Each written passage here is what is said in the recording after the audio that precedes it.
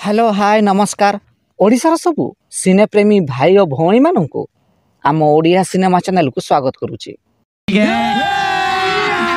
अभी मजा आएगा ना भिड़ो। आज कथा हबा ओडिया सिनेमा तू मो सुना तू मो हीरा क्यों हिंदी सिनेमा रो कॉपी होईची। 2006 मसीह रिलीज होइतिला एक हिंदी सिनेमा जार ना रही शादी करके फस गए यार। एही सिनेमार मुख्य भूमिका रे सलमान खान शिल्पा शेट्टी अभिनय करथिले।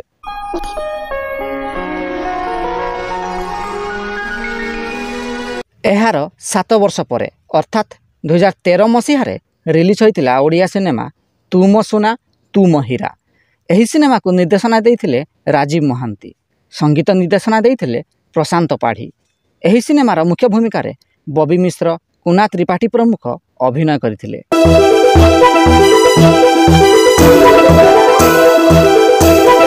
जदि वीडियोटी पसंद आए तेबे लाइक शेयर एवं चैनल टी को सब्सक्राइब करंतु।